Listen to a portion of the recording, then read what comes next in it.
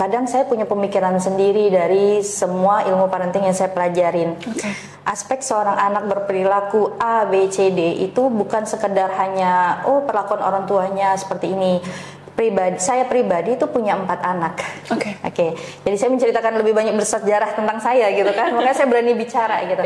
Saya punya 4 anak. 4 anak itu 4 karakter. 4 anak 4 karakter. Iya. Jadi kalau kita nerapkan satu treatment anak di satu treatment ke 4 anak itu nggak akan berlaku. Nah, kalau kita pandang dari kasus sebelumnya itu kan Kak berpengaruh kepada circle-nya nih, karena mereka melaksanakannya itu berame-rame gitu kan. Berarti kan pengaruh teman sebaya atau tekanan teman sebaya itu kan juga lumayan mempengaruhi ya Kak ya. Dan itu gimana Kakak memandang dan menginformasikan atau menasihati anak-anak dalam memilah teman? Kesadaran orang tua untuk aku butuh bantuan nih kayaknya sebelum aku ini kan ke anak-anak kayak gitu loh. Iya betul banget sih. Ini juga jadi ini ya Kak ya, jadi momok yang sangat menakutkan karena kebanyakan orang tua yang sudah memiliki anak ternyata dia juga punya trauma masa kecil.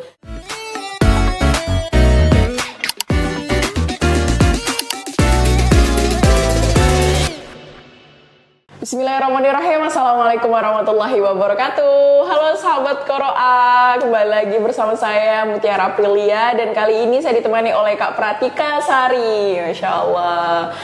Kalau udah pernah nonton podcast sebelumnya pasti udah tahu siapa Kak Pratika Sari ya. Jadi saya nggak perlu jelasin lagi deh kayaknya.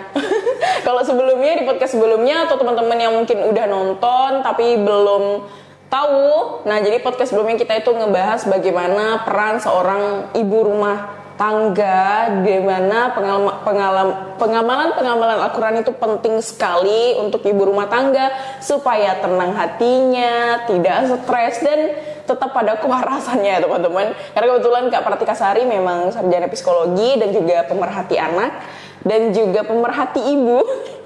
Karena beliau juga co-founder dari Rahasia, komunitas Rahasia Mama Bahagia. Dan sekarang lagi jalan RWB.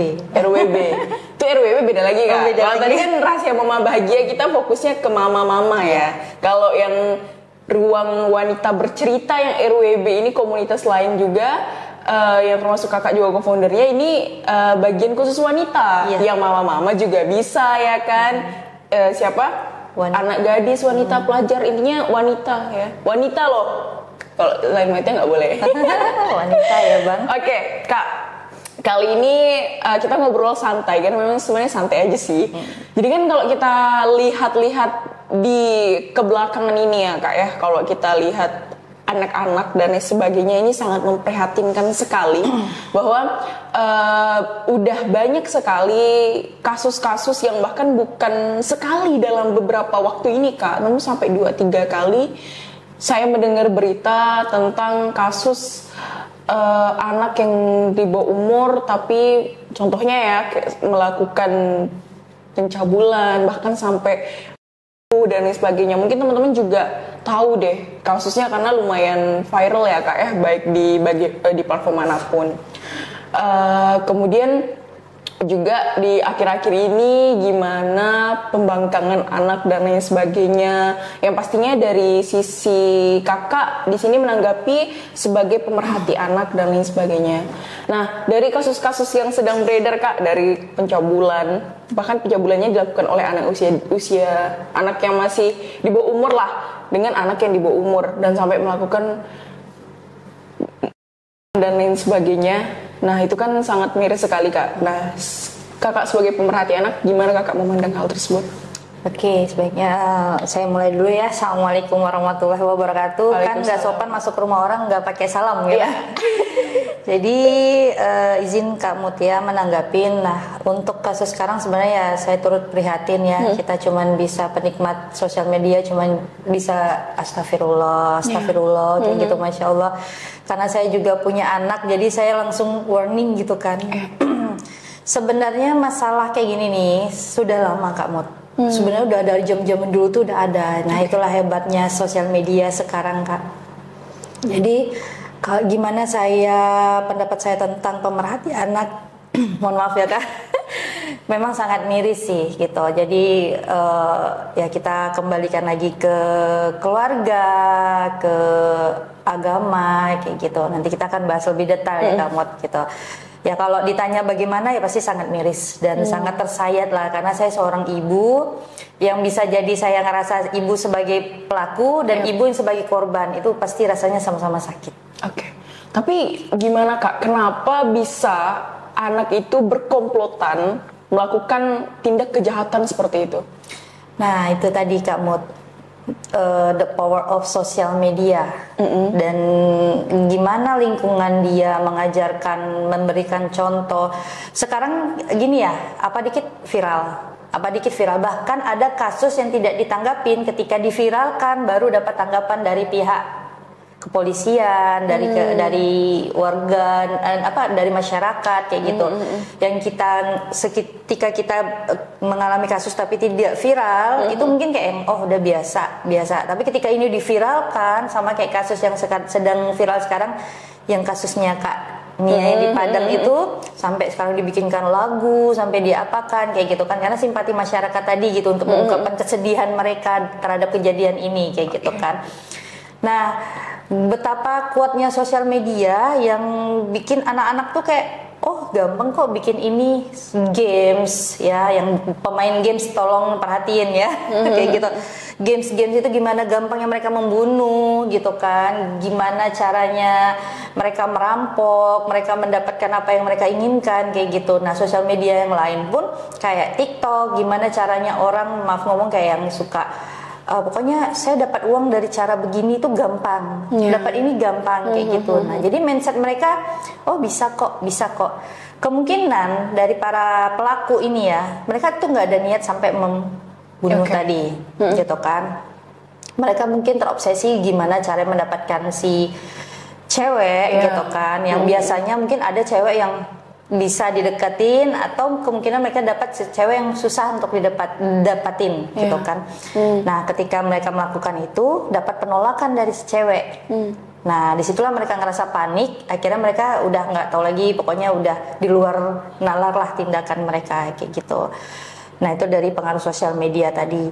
Yang selanjutnya tuh pengaruh yang lebih besar dominan itu lingkungan. Kita nggak tahu mereka besar di lingkungannya bagaimana gitu kan, lingkungannya mungkin baik atau apa. Makanya sekarang ada klaster gitu Kak, anak yang sekolah umum sama anak yang di pondok. Tapi nggak nutup kemungkinan juga yang di pondok bikin kesalahan gitu ya. Tapi minimal mereka meminimalisir lah dengan tindakan-tindakan seperti itu ya, karena di pondok gak bisa main HP kan Kak, gitu kan. Pergaulannya juga masih terjaga antara ustadz sama ustadz kayak gitu. Dengan anak-anak yang di sekolah umum, saya tidak, ini disclaim ya, maksudnya disclaim ya, saya nggak bilang anak-anak yang di luar sana terlalu bebas kayak gitu. Nah, yang ketiga itu pengawasan orang tua. Ya, jadi kenapa mereka bisa bertindak kayak gitu padahal mereka masih punya orang tua, masih ini. Karena ya kembali lagi ke tema kita kemarin, tuntutan orang tua tuh sekarang udah terlalu banyak, mulai dari bangun tidur sampai tidur kembali, mulai dari urusan beras sampai harga bawang kayak gitu kan, mulai dari memenuhkan kebutuhan rumah tangga sampai memenuhkan kebutuhan suami kayak gitu.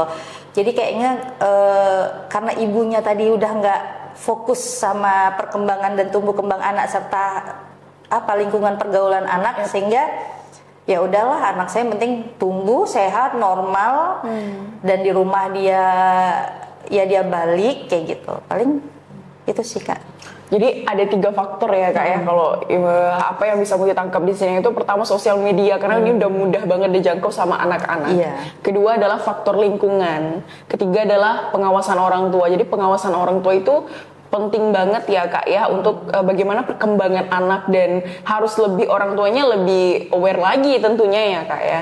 Dan mengenai faktor lingkungan tadi, saya sebenarnya lumayan tertarik ketika membahas mengenai anak yang di lingkungan pesantren dengan anak-anak yang mungkin di beberapa lingkungan yang mungkin kurang mendukung dalam perkembangan positifnya seperti itu.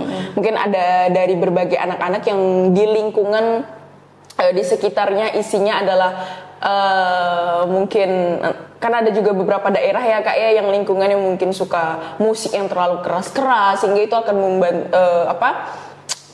mengganggu juga seperti itu dan lain sebagainya. Tapi Kak, mengenai pesantren ini kan tidak semua pesantren itu bisa menjanjikan bahwa anak-anak hasil dari pesantren adalah anak-anak yang memiliki perkembangan sosial yang baik atau yang positif. Karena bahkan tidak sedikit juga kita melihat adanya kekerasan, ada senioritas di beberapa oknum-oknum pesantren. Kemudian ada juga sampai penyimpangan sosial, penyimpangan seksual. Kemudian belum lagi bahkan tidak sedikit juga perzinahan itu pun terjadi dan lain sebagainya.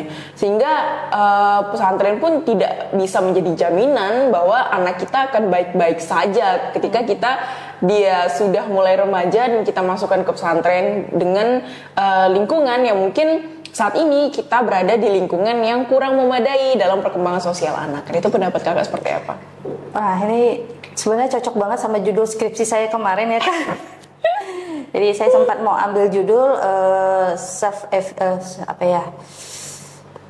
development bukan lupa pokoknya intinya gitu. Jadi gimana caranya kita memberikan treatment kepada orang tua yang mengalami kecemasan, self efficacy bukan ya, lupa saya pokoknya itulah gitu, sama persis banget sama. Jadi saya nggak ngomong di pondok itu, karena kenapa saya ngomong ke pondok, saya disclaim dulu karena anak saya di pondok, ada yang di pondok, ada yang di lingkungan umum kayak gitu. Jadi di pondok itu memang tidak menjamin Kak, karena contohnya sendiri di pondok anak saya itu ribuan anak dibanding dengan beberapa ustadz yang dalam penjagaan. Nah, dari ketiga faktor tadi Kak, itu kan yang umum sekarang terjadi. Yang saya harapkan sebenarnya dibalik, paham nggak? Dibalik. Jadi ya dari sosial media yang 70%, lingkungan 50%, 20% pengawasan orang tua, itu harusnya dibalik.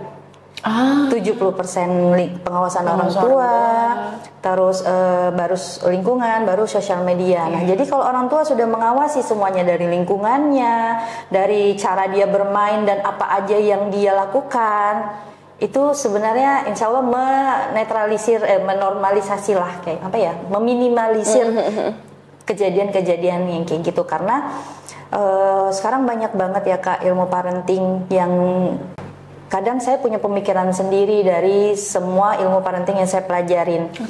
Aspek seorang anak berperilaku A, B, C, D itu bukan sekedar hanya perlakuan orang tuanya seperti ini. Saya pribadi itu punya 4 anak. Jadi saya menceritakan lebih banyak bersejarah tentang saya gitu kan, makanya saya berani bicara gitu. Saya punya 4 anak. 4 anak itu 4 karakter. 4 anak 4 karakter. Iya. Jadi kalau kita nerapkan satu treatment ke 4 anak itu nggak akan berlaku. Itu nggak akan bisa. Nah, kalau dari psikologi, dari dunia psikologi, satu anak mendapatkan satu karakter, maaf ngomong kayak kenapa dia tantrum, bukan berarti satu anak ini dibilang lapar, satu anak dibilang dia tantrum karena dia nangis, satu anak lagi dia tantrum karena dia mencari perhatian orang tua, pasti beda-beda. Kita akan melihat, ini dia tantrum karena memang dia karena aspek lingkungan keluarganya gimana, pola asuh orang tuanya bagaimana, terus 2 hari yang lalu dia habis melakukan apa kok dia bisa tantrum gitu loh. Jadi kalau dari psikologi itu nggak semata-mata ini tantrum karena ini udah gitu, nggak bisa. Jadi kita harus menarik beberapa unsur untuk menerjemahkan ini anak tantrumnya kenapa gitu. Mungkinkah dia salah makan, atau dia sakit dia nggak bisa mengungkapkan, atau perasaan orang tua yang lagi nggak enak sehingga meladenin dia secara brutal juga kayak gitu kan. Kita kan harus makanya kalau ada ibu yang datang untuk bercerita, anak saya tantrum nih 2 hari ini, pokoknya gini gitu kan, saya akan tarik tadi dia gimana, terus ibu bagaimana, terus ininya bagaimana, lingkungannya bagaimana kayak gitu. Bukan sekedar satu poin terus kita bisa ngejudge, enggak. Oh enggak gitu ya? Enggak. Jadi memang paling penting adalah tadi dibalik ya Kak, dari 3 faktor itu yang mungkin tadinya sosial media yang sangat mempengaruhi karena mudah diakses, dan tapi tanpa pengawasan orang tua itu dibalik. Jadi harusnya pengawasan orang tua yang lebih dominan, sehingga faktor lingkungan dan faktor sosial media itu bisa menghasilkan hasil yang positif, bukan malah sebaliknya ya, malah negatif. Balik lagi sama orang tua. Balik lagi orang tua. Karena kalau pengawasan orang tua dan jika perhatian orang tua tertuju lebih dominan kepada anak, akan mungkin ya Kak ya, untuk meminimalisirkan hal-hal yang negatif. Terkadang pun kalau saya lihat di beberapa statement, pandangan-pandangan orang bahwa untuk khusus anak-anak ini biasanya tidak punya teman cerita Kak. Iya. Ya kan, dia tidak, orang tua tidak bisa menjadi teman cerita untuk dia, sehingga dia mencari pelarian, mencari teman yang mungkin sekufu dengan dia, dan ujung-ujungnya dia karena masih minim mungkin ilmunya, minim juga diberitahu, dinasihatin orang tuanya, sehingga dia tidak pandai dalam memilah teman. Sedangkan kalau menurut saya pribadi ya Kak ya, teman wajib dipilih sih. Tidak bisa sembarang teman, karena teman mempengaruhi pola pikir kita ya kan, seperti yang Kakak sudah sampaikan juga di sebelumnya bahwa mindset kita juga salah satunya yang berpengaruh adalah circle kita. Nah kalau kita pandang dari kasus sebelumnya itu kan Kak berpengaruh kepada circle-nya nih, karena mereka melaksanakannya itu berame-rame gitu kan. Berarti kan pengaruh teman sebaya atau tekanan teman sebaya itu kan juga lumayan mempengaruhi ya Kak ya. Dan itu gimana Kakak memandang dan menginformasikan atau menasihati anak-anak dalam memilah teman, mungkin Kak seperti itu. Jadi kita balik lagi ke Kak Mut sampaikan tadi, anak itu bukan sekedar kita beri HP, tapi sebenarnya dibutuhkan mereka itu bukan HP. Mungkin karena mereka melihat orang tuanya sekarang nih lebih dominan ke HP daripada ini. Jadi anak itu bukan sekedar mainan mahal atau mainan yang ini otomatis atau apa yang bikin mereka tertarik, tapi dengan siapa mereka bermain sebenarnya. Dari usia balita, bayi, balita, batita sampai remaja, dewasa, itu mereka tuh yang dibutuhkan tuh sebenarnya teman bermainnya.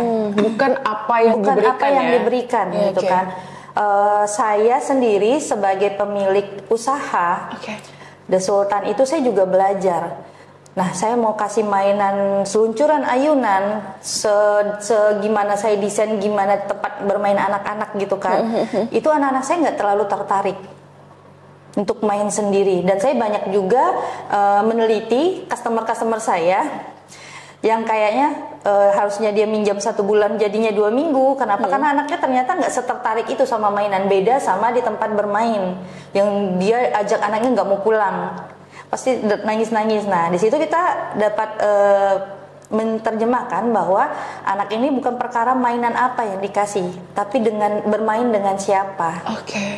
Bukan cara bermainnya gimana, enggak, tapi bermain dengan siapa. Walaupun bunda cuman bisa ajarkan tulis 1, 2, 3, tapi bunda dan si dedek yang bermain itu akan mereka lebih menikmati daripada kita kasih papan tulis otomatis yang bisa mengeluarkan suara 1, 2 kayak gitu loh. Dia nggak akan tertarik. Kayak gitu. Berarti tetap harus ini ya, penemanan itu tadi ya, teman itu tadi. Tetap konsepnya orang tua tuh harus tetap menjadi pendamping, harus menjadi pengasuh dan menjadi temannya yang buat mereka. Nah itulah yang membibitkan mereka menjadi gimana karakter mereka ke depan. Saya pribadi dengan 4 orang anak ini, dengan suami itu terus belajar. Oh ternyata Zidan tuh begini ya. Oh ternyata si Sultan tuh begini ya, kayak gitu. Jadi saya nggak cocok ya, maksudnya kayak anak no gadget itu nggak bisa Kak. Kalau kita mau ngurangi nih sosial medianya, ya udah nggak usah dikasih HP, nggak bisa. Kenapa? Karena ini udah eranya. Sudah eranya. Kalau kita bilang anak no gadget, tapi kalau ketika anak nangis sama HP bunyi, mana yang kita kejar duluan? Pasti HP bunyi. Ya kan, nah kita mencontohkan itu depan anak, tapi kita tidak bisa mendisiplinkan diri gitu Kak. Nah jadi saya mentoleransi kalau anak diberi gadget tapi di dalam pengawasan orang tua. Kan banyak tuh sekarang aplikasi yang kita bisa ngecek, oh anak kita hari ini download game apa, aplikasi yang kayak, oh anak kita main apa, atau sekedar nanya main apa sih dek, gimana sih cara mainnya, nonton apa sih dek, gitu. Cuman momen itu sih yang mereka butuhkan sebenarnya. Ujung-ujungnya balik lagi sama bagaimana kelekatan antara orang tua dan anak ya Kak ya.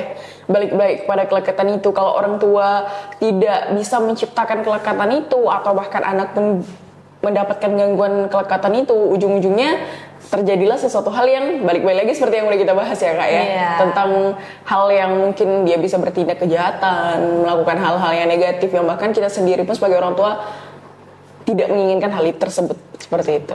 Jadi penting sekali adalah antara keterikatan antara orang tua dan anak, baik ibu, ayah, anak. Berarti ayah juga termasuk ayah, sini ya, orang tua gitu. Orang tua, oke. Jadi baterai kasihnya, makanya saya balik lagi nih Kak, kan udah banyak banget bahas baterai kasih. Saya itu, ini kembali lagi ke cerita saya. Saya punya 4 anak, yang satu memang, tapi rata-rata anak-anak saya tuh betah di rumah. Termasuk yang nomor 3. Itu betah banget di rumah walaupun dia main gadget, tapi kita lihat apa yang dia kerjakan. Kenapa dia betah di rumah daripada dia bermain? Walaupun dia sekolah dia bermain, dia lepas dari kita. Tapi ketika di rumah itu dia lebih betah dengan kita, bermain sama kita. Karena itu tadi baterai kasihnya itu udah kita penuhi. Tetap saya tanya, abang udah makan, abang lagi ngapain, abang mau ngapain, nah, kayak gitu. Cuman istilahnya tuh kita meluangkan waktu nggak terlalu lama sih untuk melakukan hal kayak gitu. Dengan kesibukan yang mungkin saya nggak bisa diungkapkan dengan kata-kata ya Kak. Tapi tetap poin anak saya nomor 1. Kayak gitu. Tapi kalau dari kakak sendiri, apakah ada pandangan dari Al-Quran yang menjadi pedoman kakak dalam pola pengasuhan anak-anak kira-kira? Kalau dari Al-Quran pasti ada ya Kak. Gimanapun unsur suatu perilaku itu, mulai dari pola asuh, lingkungan, trauma-trauma yang dilakukan, yang pernah dilewatin, termasuk dari Al-Quran. Jadi saya akan narik dari aspek-aspek itu. Makanya saya kembali lagi ke anak-anak. Setiap jam sholat kita sholat, habis itu kita akan ngobrol bedah Al-Quran. Kita nggak bicara secara profesional, tapi kita kayak, Bang, yuk kita cari yuk, ini ayat ini bahas apa, ayat ini bahas apa, kayak gitu. Nah, satu patokan di saya itu kemarin kita pernah bicara sama suami, itu kayak ada di surat At-Tarim ayat 6 Kak, yang menjelaskan kan, wahai orang-orang beriman, peliharalah dirimu dan keluargamu dari api neraka dan bahan bakarnya adalah manusia dan batu. Nah, di sana tuh kita kayak benar-benar kayak menerapkan penjagaan anak-anak kayak gitu, yang kita ajarkan gimana mereka bersosialisasi, gimana mereka terhadap lingkungan, gimana cara mereka terhadap sosial media, tanggapannya harus bagaimana, dan gimana mereka pandangan mereka tetap terhadap agama. Nah, itu poin-poin penting yang biasanya kami sampaikan ke anak-anak kayak gitu.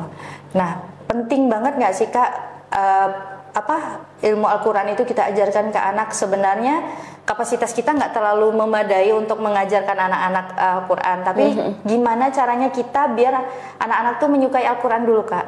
Jadi ya itu tadi, kita akan baca kayak kita baca surat Anas, terus apa isi dari surat itu, kayak gitu, bikin mereka menarik. Akhirnya ya udah, akhirnya mereka belajar sendiri sekarang tanpa harus disuruh pakai rotan lagi gitu kan. Iya. Jadi memang dari awal pun penting ya Kak ya untuk kita menanamkan nilai-nilai Al-Quran di dalamnya, terutama untuk pola pengasuhan anak ini ya Kak ya. Saya juga sempat ada hal yang menarik juga sih Kak, tentang bagaimana jika kita sudah memberikan pengasuhan yang terbaik kepada anak kita, tapi anak kita tuh masih membangkang dan tidak sesuai sama harapan kita. Kira-kira tanggapan kakak seperti apa? Pengasuhan terbaik, kadang kalau kita ngerasa kita udah beri terbaik dan orang itu nerima tidak dengan baik, itu nggak akan jadi terbaik Kak. Jadi ketika kakak ngasih nih, saya udah ngasih makanan terenak loh buat Kak Tika, ternyata tuh nggak cocok di lidah saya ngerasa itu makanan biasa aja. Kayak gitu. Nah, makanya ketika kita akan memberikan seseorang sesuatu, saya akan minta anak-anak menyiapkan mangkok.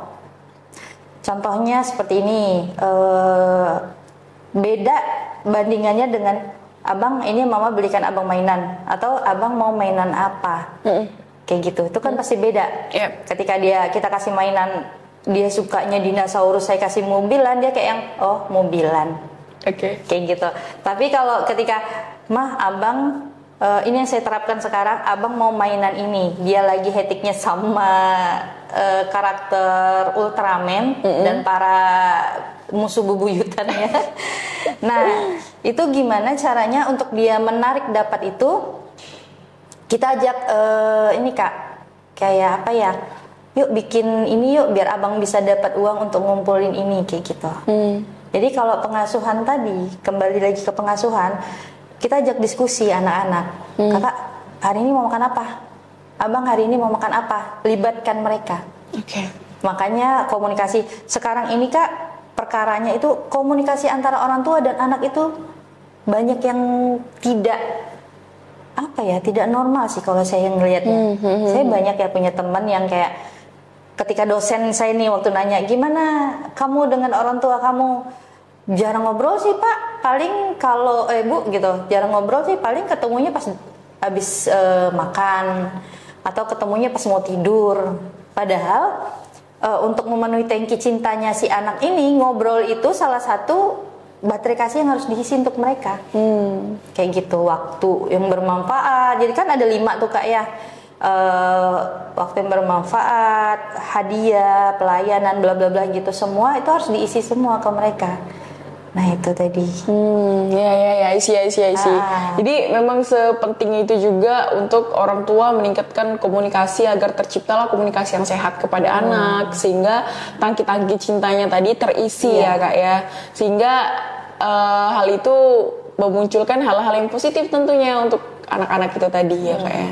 Wow, keren sekali sih. Ini memang kalau kita balik-balik lagi sama kisah tentang sebuah tindakan yang di luar normal ya Kak ya, tindak-tindak kejahatan dan sebagainya macam dilakukan sama anak, memang kalau kita bahas itu memang sangat miris banget kalau kita lihat-lihat, karena nggak ada satupun orang tua sih yang pengen anaknya seperti itu.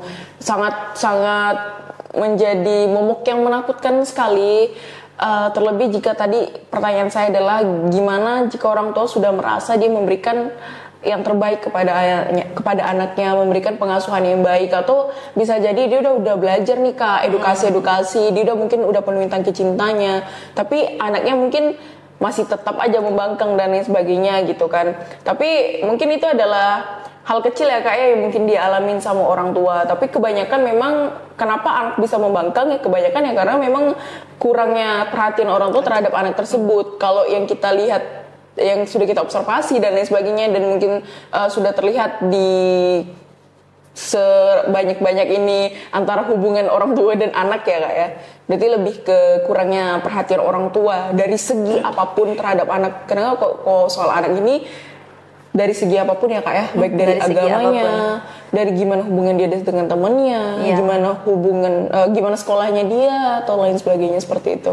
Ya mungkin itu tadi ya Kak, kenapa orang tuanya udah belajar nih parenting, orang tuanya sudah menerapkan ilmu parenting, tapi anaknya masih membangkang kayak gitu. Nah kita bisa lihat beberapa aspek Kak. Jadi bisa jadi dari pemahaman orang tuanya terhadap yang dia lakukan ke anak itu, mungkin dia ngerasa udah terbaik, Mama udah ngasihkan kamu sekolah terbaik atau apa, padahal anaknya ngerasa itu nggak terbaik, malah dia ngerasa mungkin. Saya pernah ada satu kasus, anaknya kayak ternyata korban bullying di sekolah terbaik. Wow. Sekolah terbaik, korban bullying. Yang kita ngerasa kita udah ngasihkan sekolah terbaik loh. Ternyata anaknya di sana ngalamin bullying. Orang tua tetap dengan prinsip mereka, enggak kok, nggak mungkin sekolah terbaik tuh begini, masih denial. Kalau anaknya menceritakan pengalaman, mungkin kamu aja kali yang di sekolah nggak pintar berteman, mungkin kamu aja yang bandel, kamu aja yang gini. Otomatis anak akan ngerasa diintimidasi dong, nggak disupport dong, nggak dipercaya, padahal kayak alah ngibul kamu aja. Nah kita sering tuh kalau anak bikin salah, belajar dari siapa nih? Kamu nih belajar dari mana nih? Kenapa nih begini? Nggak pernah kayak anak tuh kayak gini berarti karena aku yang salah ya. Nanti malah orang tuanya overthinking dong gitu kan. Tetap kita tuh kayak harus menjadi orang tua yang bijak. Ketika anak bercerita begini kita tanggapin. Mah tadi kakak dibully loh di sekolah loh. Kenapa kak? Kita harus kayak apresiasi dulu apa yang dengan dia mau bercerita dengan kita. Sekarang tuh faktanya langka banget loh anak yang mau bercerita sama orang tua kak. Iya betul. Faktanya susah banget kayak anak untuk curhat. Saya aja yang mendalamin ke anak gimana caranya kita bisa jadi teman yang baik. Mas lagi deket sama siapa nih gitu, dia nggak mau cerita. Betul. Mas kamu gimana? Nggak apa-apa. Baik-baik aja, pasti kayak gitu. Ketertutupan anak tadinya. Kita harus flashback ke kita lagi. Kenapa ya? Karena balik-balik nih, kalau di depth terapi ketika orang tua yang menghadapi masalah mungkin luka pengasuhan, trauma masa lalu atau trauma diabaikan, itu berefek loh ke anak. Yang secara nggak sadar kadang kita melakukan itu sama anak. Kayak gitu. Makanya ya kita gimana kita udah memberikan yang terbaik, tapi anak tetap tetap kita balikan lagi. Udah kita kasih terbaik belum? Kita tanya dulu, Bang, Mama masak nih, masakan spesial Itali lah gitu kan. Abang suka nggak? Enggak. Oh ya udah, berarti abang mau dimasakin apa? Mie goreng aja mah boleh nggak? Waduh, mie lagi gitu kan. Pasti emak kayak gitu. Wah, abang mau mie goreng, oke, Mama masakin. Tapi kali ini aja ya. Habis itu abang makan masakan Mama. Udah, simple. Udah, dia mendapatkan yang terbaik dong, walaupun sekedar mie goreng, daripada kita menghidangkan makanan Itali, Brazil atau tapi dia ngerasa nggak cocok. Iya, betul. Gitu. Jadi ya sekedar dikomunikasikan, kita dengar apresiasi anak, cerita apa, ngeluangkan waktu untuk dengarkan anak cerita tuh nggak nyampe 5 jam, nggak sampai lebih dari kita scrolling sosial media yang berjam-jam kayak gitu. Jadi penting banget yang dimana orang tua ini bisa dengerin apa yang mau anak sampaikan ya Kak ya.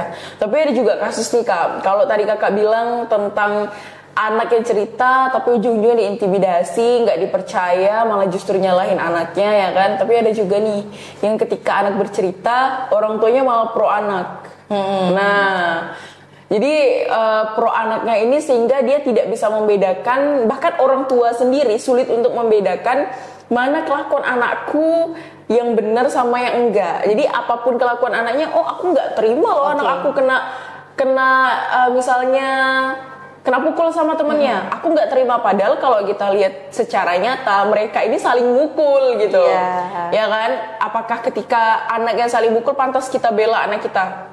Kan nggak sepenuhnya harus dibela ya kan Kak. Tapi kebanyakan orang tua ini merasa bahwa oh nggak bisa kok om berani mukul anak saya gitu, istilahnya seperti itu. Kok kamu dipukul sih, kok kamu bisa dipukul atau segala macam. Jadi saya juga sering temuin bahwa kebanyakan orang tua dia mendengar cerita anaknya, tapi dia tidak bisa membedakan mana salah mana benar, dan akhirnya dia selalu pro anak manja, ujung-ujung jadi termanjakan, anak pun juga kesulitan yang mana bisa membedakan mana yang salah mana karena orang tuanya tadi juga sudah bersikap sedemikian. Itu tanggapan Kakak seperti apa?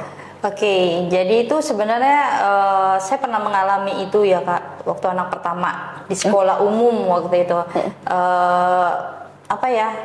Saya selalu kayak jangankan ke guru atau teman-teman, kadang ke bapaknya aja. Kalau saya yang mukul it's okay, tapi kamu jangan mukul anak saya kayak gitu kan. Nah, saya belajar, semakin kesini saya makin belajar, makanya saya tertarik dengan dunia psikologi ini walaupun usia udah agak mateng, saya baru kuliah kayak gitu. Di situ saya belajar seharusnya gimana menjadi orang tua yang bijak. Gitu. Makanya saya bilang suami istri itu udah oke. Sudah kayak suami kepala rumah tangga, istri kunci rumah tangga untuk kebahagiaan itu masuk. Nah, suami istri ini harus lagi belajar sebagai orang tua. Nah, makanya sebenarnya banyaknya ilmu parenting yang sekarang lagi dibumingkan, itu sebenarnya bisa kita pelajari dan kita telaah, tapi harus kita sikapi lagi dengan treatment yang kita berikan ke anak tuh udah pas apa belum. Nah, karena nggak semua ilmu parenting cocok sama anak kita ya. Iya, kadang ilmu parenting, mohon maaf, pembicara yang sudah psikolog tapi belum berpengalaman punya anak atau yang punya anak jadi pembicara kayak gitu. Jadi kita harus awareness lagi gitu. Makanya saya bilang kalau jadi orang tua yang sekedar orang tua, aku udah ngelahirin, aku udah besarin, aku udah sekolahin, ya udah terserah kau mau jadi apa. Ada orang tua yang kayak helikopter sekali, pokoknya anaknya mau ngapain harus di ini. Ada yang orang tuanya street parent sekali, harus ngikutin orang tua. Saya baru tadi habis baca artikel ya Kak. Jadi perbedaan pola asuh di film Nobita, Doraemon. Gimana sebenarnya street parent itu di pola asuh orang tuanya Nobita atau si Giant. Nah, ini dua karakter berbeda. Nanti keren loh Kak, kalau dibaca boleh nggak dibahas di sini? Boleh banget ya. Jadi ternyata pola asuh orang tua Nobita dengan si Giant itu sama-sama street parent. Oke. Nah, si Giant itu gimana cara orang tuanya mengajarkan anak, kamu harus kuat. pokoknya ada yang jahatin kamu, nggak ada yang boleh jahatin kamu jadi orang nomor pertama, bla bla bla bla bla. Dengan yang kita tahu karakter Jayan kasar, keras, harus nomor 1 gitu kan. Mamanya Jain juga sering ngelakuin kekerasan sih sama anaknya. Iya, yang makanya diseret atau dan iya, dia memberikan pengasuhan orang tua yang strong banget kayak gitu. Yang kayak pokoknya kamu harus begini, pokoknya kamu harus begitu. Lebih ke keras sih Kak, bukan strong ya. Iya, pokoknya gitu. Nah, ternyata tanpa kita sadarin si orang tua Nobita juga melakukan strict parent yang membuat anaknya lemah. Nobita, kamu nilainya berapa nih? Tidak pernah mengapresiasi anaknya, kayak yang kamu nih gitu kan. Padahal anaknya pengen bercerita loh. Saya tadi dapat 0 tuh karena saya lelah belajar bla bla bla bla gitu kan. Tapi orang tuanya tetap menuntut kamu tuh seharusnya begini loh. Itulah kamu tuh lemah kan, kamu tuh lemah. Jadi benar-benar Nobita tuh ngerasa kayak ya udah lemah, ditindas terus sama teman-teman kayak gitu. Jadi itu satu pengasuhan yang dua beda ini loh Kak ternyata. Ya kan? Yang kita lihat hasilnya tuh bertolak belakang sekali. Betul. Nah, kayak gitu. Makanya gimana Kak Tika jadinya? Ya kita jadi orang tua yang bijak. Jadi orang tua yang bijak. Pahamin kondisi anak. Kita kayak kenapa anak mencari pelampiasan? Kenapa tadi sosial media lebih tinggi, lingkungan lebih tinggi daripada kedekatan anak dengan orang tua ya? Karena tadi peran orang tua kita tidak pada peran yang sebenarnya. Satu sisi kan ada tuh pola asuh ala Rasulullah ya kalau nggak salah ya, yang anak umur sekian sampai sekian itu dijadikan raja, anak umur sekian sampai sekian dijadikan teman, anak sekian sampai sekian itu dijadikan tahanan. Itu bisa kita jadi acuan Kak, dimana anak ketika jadi raja itu ya udah berikan aja kayak pelayanan, pokoknya semua baterai kasih itu kita kasih pelayanan, waktu berkualitas, hadiah kayak gitu. Nah ketika dijadikan teman ya kita dengarkan cara dia ngomongnya gimana, apa yang dia alami, pokoknya gimana caranya dia bisa terbuka dengan kita. Nah ketika dijadikan tahanan ya ini yang saya lakukan sama anak-anak, pokoknya kamu harus begini, hati-hati, bla bla bla bla bla, pokoknya nanti pulang sekolah mama yang jemput, jangan ada orang lain yang ngantar kamu pulang kayak gitu. Nah jadi pola tiga tadi aja yang diubah-ubah. Kalau memang mau dapat yang kualitasnya lebih baik, berarti orang tuanya yang di depan kan 70% dari orang tua, pengaruh orang tua. Tapi gimana Kak kalau orang tuanya mengalami trauma, kesadaran orang tua untuk aku butuh bantuan nih kayaknya sebelum aku ini kan ke anak-anak kayak gitu loh. Iya betul banget sih. Ini juga jadi ini ya Kak ya, jadi momok yang sangat menakutkan karena kebanyakan orang tua yang sudah memiliki anak ternyata dia juga punya trauma masa kecil yang bahkan dia sadarin tapi dia tidak mau berubah. Ada yang nggak sadar, ada yang nggak sadar dan dia ngerasa baik-baik saja padahal ketika kita memiliki trauma masa kecil sepertinya bohong kalau kita baik-baik saja. Dan bahkan saya juga pernah baca Kak bahwa sekalipun kita sudah ingin merubah pola pengasuhan dari orang tua kita, kita itu akan sedikit banyaknya akan ada mengambil pola pengasuhan orang tua kita ke anak kita. Akan tetap diturunkan, tapi tergantung sama keilmuan kita dan gimana kita belajar lagi ya kan tentang pola pengasuhan. Karena biar gimana pun pola pengasuhan orang tua kita sebelumnya pasti akan kita turunkan sama anak. Nah sebenarnya kalau boleh saya buka rahasia jadi kalau dibilang pola pengasuhan trauma pengasuhan Kak ada nggak? Saya ada. Saya agak bertentangan sama anak usia 5-9 tahun. Kenapa tuh Kak? Saya maksudnya PR besar saya untuk mengasuh anak-anak di usia segitu karena pada saat usia, jadi dulu gini Kak, saya tuh punya orang tua itu kan mereka tuh kayak punya saudara banyak gitu kan. Nah saudara-saudara ibu saya itu berkumpul di satu rumah besar, ada nenek, tante. Nah setiap kita yang mau belajar nih tentang sekolah atau apa, karena tante saya ada yang seorang guru, saya diajak ke daerah sana. Jadi saya nggak dapat pengasuhan orang tua saya di usia segitu. Nah ketika di sana, aduh buka aib keluarga nih. Ketika di sana kita tuh bersaing Kak. Karena saya bersaing sama anak-anak tante yang lain gitu kan. Nah makanya saya pasti ngomong sama anak-anak saya, mama paling gak suka makanan gak dihabisin. Kalian tahu gak, dulu mama saking, nih saya cerita nih, saya tuh Kak saking pinginnya Indomie, saking gak bisa makan Indomie, sepupu saya ini makan Indomie di rumah sendiri ya, di rumah sendiri tinggal sama orang tua yang berkecukupan. Saya tuh sampingnya Indominya, ketika si abang ini selesai makan, saya bawa piringnya ke belakang, saya sendokin. Saya habisin kuahnya. Kuahnya. Makanya saya kayak sama anak-anak itu, mama nggak suka kalian nggak habisin makanan. Kayak gitu. Jadi kayak si abang dibelikan kue apa, saya selalu, abang udah selesai makan, ya saya bawa piring tuh nanti di dapur saya makanin, saya yang bersihkan. Karena apa ya? Saya ngerasa dulu saya dapat makanan sekelas Indomie aja susah gitu. Nah di keluarga saya itu istilahnya kita masih menerapkan apa ya waktu itu, yang makan tuh orang tua dulu. Nah, jadi anak-anaknya tunggu orang tua udah selesai makan, kita baru boleh makan. Bayangin mereka pulang kerja jam berapa, kita pulang sekolah nungguin. Udah boleh makan belum ya? Kadang kalau kita telat nih, ketiduran nih, makannya tuh udah sisa tinggal minyak-minyaknya yang kita makan. Dan saya ngerasakan itu.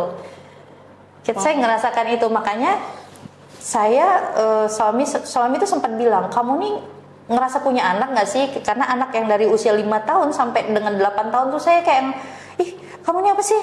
Dulu ya sebelum belajar ya, kayak musuh bener saya dengan anak-anak. Itu saya ngalamin tuh di Abi, anak pertama, anak kedua. Kamu nih begini gitu. Akhirnya saya belajar, oh itu ternyata trauma saya di situ. Nah saya pernah ngerasa ketika anak saya pertama bikin prestasi, saya biasa-biasa aja, karena saya pernah waktu itu saya paskibraka per provinsi, yang ngerasa saya itu bangga sekali, tapi keluarga saya nggak ada yang apresiasi. Kayak gitu, keluarga saya sibuk, siapa, pokoknya saya traumanya tuh ngeliat ketika orang habis pengibaran bendera kan foto bareng keluarga ya Kak, rame-rame, ada yang datang satu truk untuk ngasih ucapan. Saya nggak ada, saya duduk di pinggir tepian kantor gubernur cuman ngeliatin aja orang foto-foto gitu. Dulu nggak ngerasa traumanya, saya sekarang baru sadar ternyata itulah trauma yang saya kadang berikan perilaku saya kepada anak-anak. Nah, akhirnya saya belajar ilmu psikologi, saya nggak mau ini dilanjutkan ke anak-anak saya. Akhirnya saya kayak, mah kakak gambar ini, ih keren, masya Allah, ayo kak lanjutkan, kayak gitu. Akhirnya jadi merubah sikap ya kak? Merubah, makanya kan banyak konten yang sekarang orang tuanya turunan dari sekian kayak gitu kan. Ini begini, saya harus kayak, oh nggak bisa, saya harus merubah kayak gitu. Betul. Karena kalau kita nggak berusaha untuk merubah dan sadar, akan kena keturunan kita dan repeat terus. Kalau keturunan kita pun juga nggak sadar, kasihan banget ya kak ya. Kita tahu rasa sakitnya, tapi kita malah menciptakan rasa sakit itu lagi sama keturunan kita, apa nggak kasihan gitu ya. Betul. Karena sistem yang seperti itu tuh akan sangat menyakitkan. Bayangin aja keturunan kamu sendiri tapi harus merasakan sakit yang sama di saat kamu masih kecil, kayaknya itu nggak banget dan sangat menyakitkan sih. Apalagi mungkin trauma yang pernah dipukul sama orang tuanya, tidak diapresiasi seperti yang tadi kakak sampaikan, tidak diperdulikan, orang tua tidak mau berkomunikasi dan sebagainya. Mungkin habis ini teman-teman coba kilas balik, meskipun menyakitkan, coba kilas balik. Dan kalau teman-teman belum sadar, coba kilas balik itu tadi supaya menyadarkan kalau tanda-tanda ini ternyata pernah teman-teman alamin. Cobalah pergi mungkin ke psikolog atau psikiater, itu juga penting ya kak ya, untuk menceritakan hal ini dan menginformasikan gimana, minta saran, minta pendapat dari psikiater dan psikolog untuk supaya hal ini bisa sembuh. Karena ternyata untuk hal ini juga kesembuhannya setiap orang beda-beda ya. Beda-beda. Nah, saya kemarin ada lihat kontennya Kak Mut ya tentang datang ke psikolog. Nah, saya di sini pengen bicara sama teman-teman. Kenapa saya tuh tertarik jadi dunia psikolog? Jadi dulu waktu saya tamat SMP, saya tuh datang ke suatu tempat makan nih kak. Biasalah anak-anak muda gitu kan. Di sana tuh saya dengar antara orang orang Chinese bicara. Mereka itu ternyata kayak per 6 bulan sekali bawa anaknya ke psikolog untuk cek uji kesehatan mental anaknya. Makanya kita lihat kalau anak-anak yang ini kalau belajar tuh benar-benar serius. Karena support orang tuanya sangat. Ya, masya Allah. Totalitas sih. ya. Nah dari situ saya kayak ngeliat, wah ini ada cuannya nih gitu kan. Anak per 6 bulan loh. Berarti kita udah dapat pasien. Nah awal mulanya tuh dulu dari sana ini gitu. Makanya saya pingin menyampaikan ke teman-teman kalau dunia psikolog itu nggak kayak, oh saya dianggap gila dong, saya dianggap stres dong kayak gitu. Sekarang tuh sebenarnya sosial media banyak juga kok yang menggambarkan, oh kita lagi mengalami depresi nih, kayak gitu. Kalau kita bisa cerita ke orang yang tepat dan membantu, silakan. Tapi kalau ngerasa nanti Kadang orang ini bercerita ke orang yang, iya kamu tuh lah begini, bikin kita makin overthinking kayak gitu. Jadi menghilangkan konten jeleknya tentang psikolog. Oh, saya kalau ke psikolog berarti saya gangguan jiwa dong. Kayak gitu. Makanya saya nggak punya kok trauma masa lalu. Ketika di healing ternyata banyak traumanya, banyak pengabaiannya kayak gitu kan. Makanya, nah sebenarnya psikolog juga kenapa kalian takut ke sana? Mungkin akan ini si A nih kemarin ke psikolog ini, tenang aja, psikolog itu ada kode etik yang mereka nggak akan buka siapa kliennya. Ya, sama kayak kita dep terapi juga kita nggak akan buka. Oh nih Kak Mut kemarin healing ke kita loh gitu, nggak mungkin. Dan kita jadikan konten nggak mungkin. Makanya saya ada beberapa klien yang mungkin saya udah pegang, saya nggak akan publish ke siapa-siapa kayak gitu. Kita akan jaga kode etiknya dia. Kecuali kalau cerita dia menginspirasi nih, akan saya publish itu ceritanya aja Kak. Saya punya klien yang dulu begini, ternyata sekarang begini gitu. Jauh lebih baik ya. Saya nggak akan sebut nama, inisial, merek, pokoknya kayak gitu. Iya. Jadi memang kembali lagi sih sama apa yang udah Kak Tika sampaikan. Kalau memang misal teman-teman ngerasa kilas balik lagi kalau ada hal yang menyakitkan di masa kecil dan mungkin merasa udah dimaafkan nih Kak. Kadang tuh mereka aku punya luka di masa kecil tapi aku udah memaafkan semuanya segala macam, tapi ternyata dia nggak benar-benar memaafkan hal itu.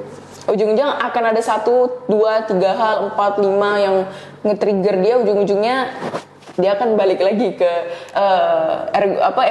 emosi yang tidak bisa terregulasi dengan baik dan lain sebagainya.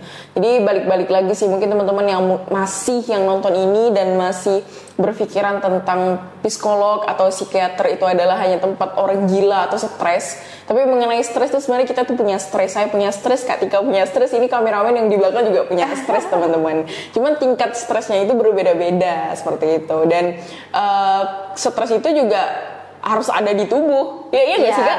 Harus ada. Kalau stres itu nggak ada di tubuh, nah itu nggak akan bisa ngebantu kita untuk menghindarkan hal-hal yang kita tuh harus ada khawatir juga sebenarnya kan Kak. Stres itu kan seperti kecemasan ya kan Kak, khawatir dan lain sebagainya. Nah hal itu tuh harus ada sekian persen di dalam tubuh kita ternyata teman-teman. Kalau nggak ada gitu tuh nggak ada awareness di badan kita. Jadi kayak ya udah lempeng aja, ini ada bakal terjadi apa nih di depan, ya udah kita lempeng aja nggak apa-apa.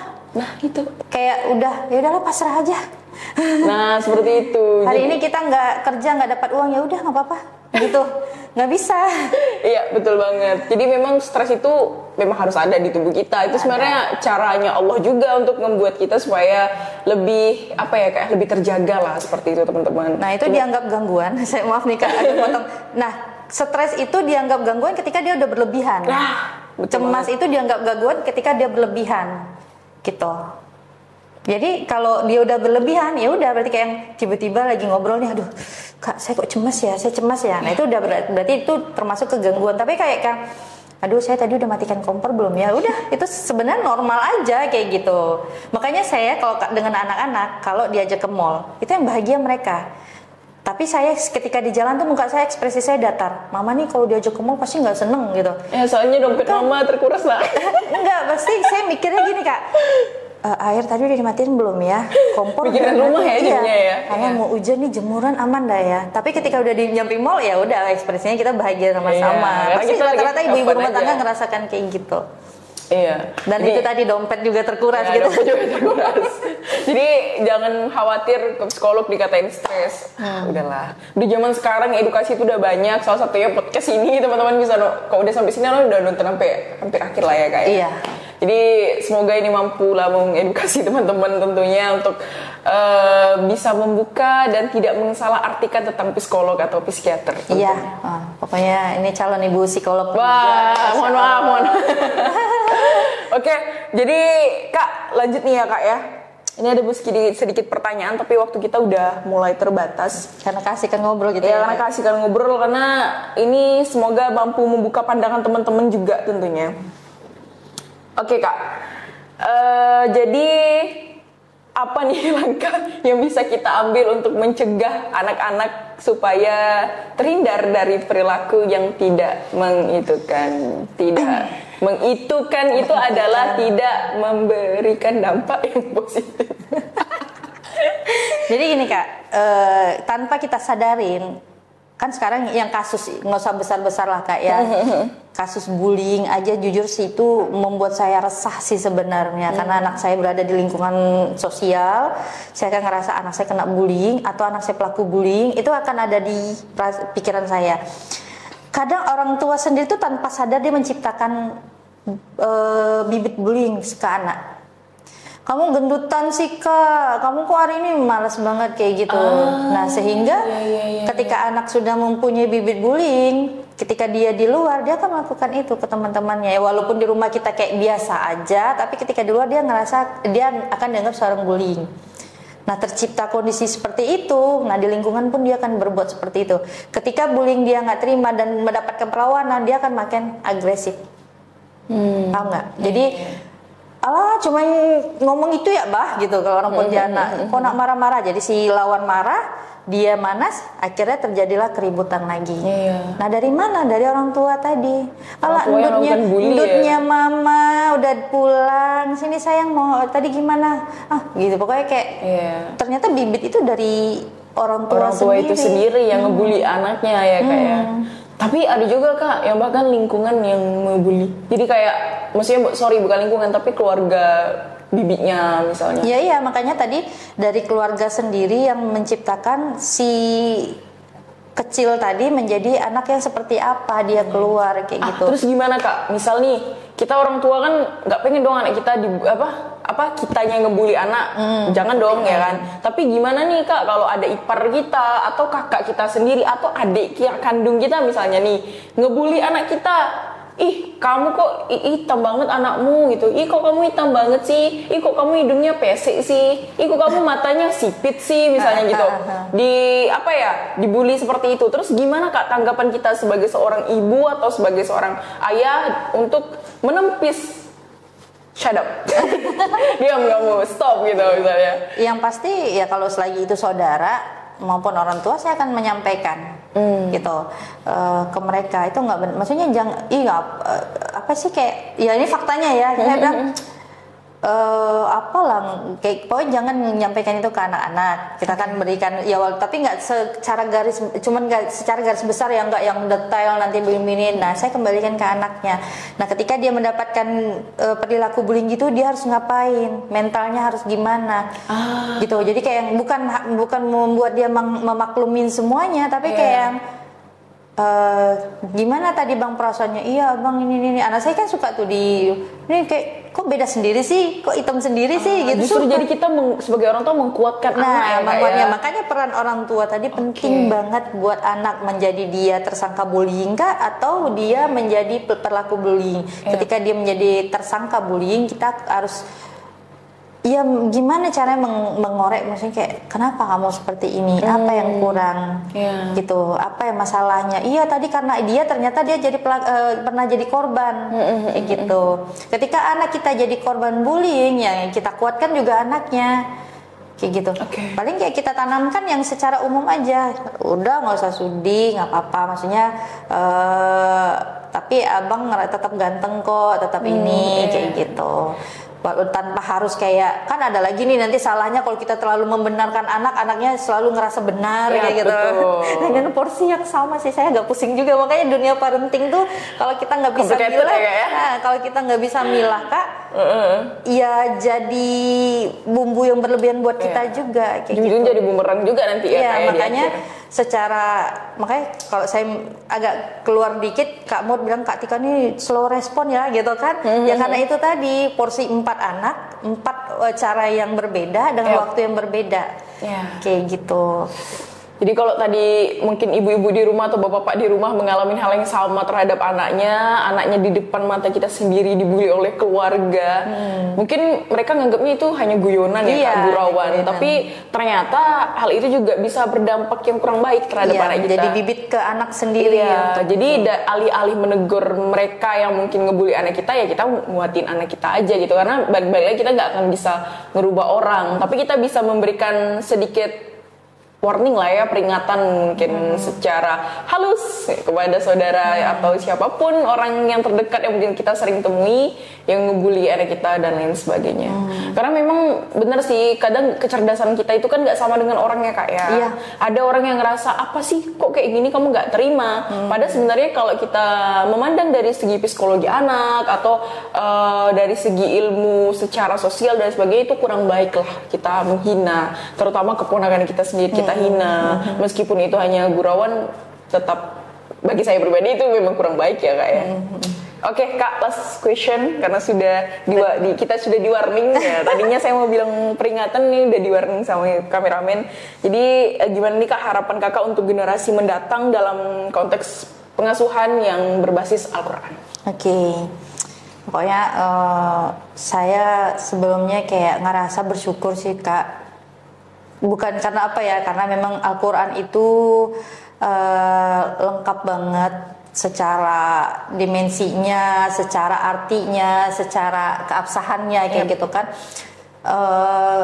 Saya pernah ngomong di video sebelumnya gimana caranya saya buat anak-anak untuk memahami isi Al-Quran, yaitu tadi juga kayak tadi saya jelaskan, yuk kita bedah Al-Quran, yuk ini, karena sebenarnya itu udah detail banget, mulai kita dari bangun tidur sampai kita tidur lagi, sampai kita bangun subuh, itu ada semua di Al-Quran. Dan saya sampaikan itu ke anak-anak. Nih saya agak spill dikit, bukan di endorse atau apa, alhamdulillah sejak ada Qur'an enggak ya, bener ya, bener.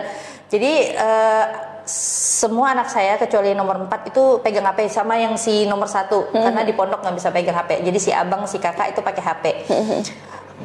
Ketika mereka main, saya kasih waktu berapa jam untuk bermain HP. Tapi ketika sholat mereka main HP, saya akan suruh mereka untuk murojaah dulu. Ketika kan kakak nih ketika zuhur tuh jarang di rumah karena zuhur di sekolah. Nah di masjid itu dia bisa buka HP. Saya akan cek. Kan udah dapat dong, kemarin udah daftar dong aplikasi keluarga gitu kan. Kalau enggak sampai rumah saya tegur, kenapa? Iya mah tadi gurunya nggak boleh bawa HP ke masjid. Oke. Berarti di rumah nanti kita bedah. Pokoknya apa ya, kita ngerasa kayak yang kamu nggak usah jauh-jauh deh nanya ke dukun atau cek kodam, kamu lihat aja di Al-Quran semua udah ada gitu loh. Iya betul. Walaupun hal ini yang nggak kita suka publish kemana-mana, tapi ya itu kita terapkan di keluarga Kak. Sampai kita beli itu ada tuh produk Al-Quran yang untuk bayi, untuk balita biar mereka menarik belajar ya. Saya ini kan, saya penuhi. Gitu. Jadi salah satu ikhtiar orang tua yang pastinya ini juga wajib ya Kak ya, adalah dengan menanamkan pembelajaran Al-Quran kepada anak. Jadi bukan hanya sekedar kita ngajarin ngajinya doang ya Kak ya, seperti yang tadi Kakak sampaikan, belajar juga di Quran untuk ngebantu proses pembelajaran Quran anak dari segi tajwidnya, pengenalan huruf hijaiyah, hafalan murojaah sampai satu ayat tuh itu bisa banget memang di Quran.